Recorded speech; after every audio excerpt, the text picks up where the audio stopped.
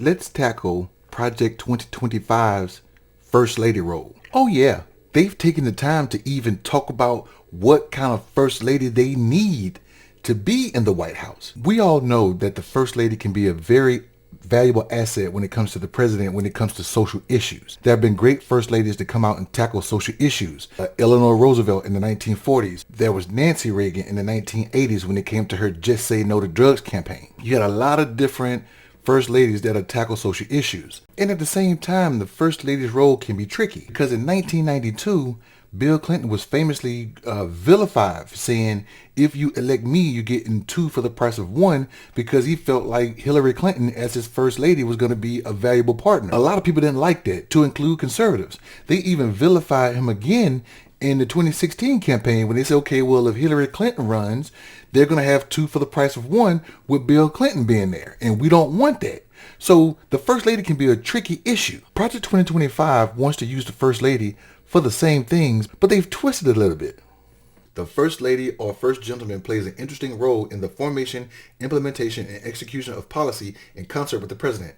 Active and interested first spouses often champion a select number of signature issues, whether they be thorny social issues or deeper policy issues. One advantage of the first spouses taking on hot-button social issues is that any political backlash would be less severe than it would be for the President. How many times did you hear the GOP and MAGA conservatives tell Michelle Obama to stay her ass out of politics or geopolitics or anything like that? How many times have you heard them tell Hillary Clinton to stay out of politics? How many times did they not go after Laura Bush when she was First Lady? Now they're saying, we understand what the role of the First Lady or First Gentleman is, and we're willing to capitalize on that now. Because guess what?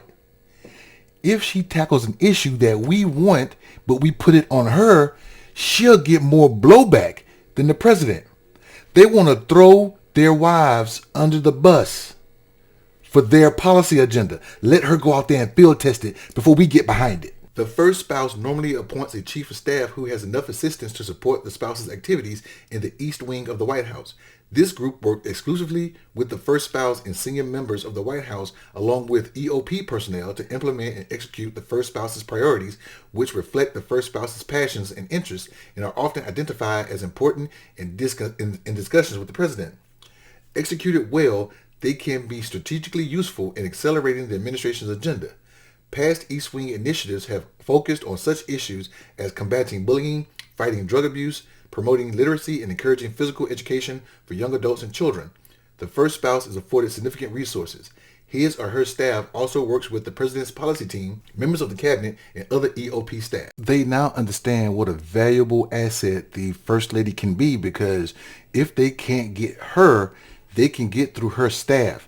Let her staff, the people that surround her, try to influence her, and also let her staff try to influence the executive office of the President's staff and let them coordinate between each other.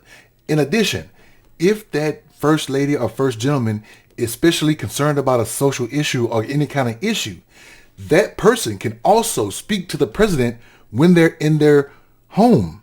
But it all depends on the First Lady or First Gentleman. And if we get Melania back, they know she's not going to be interested in any social issues, so they can just use her staff.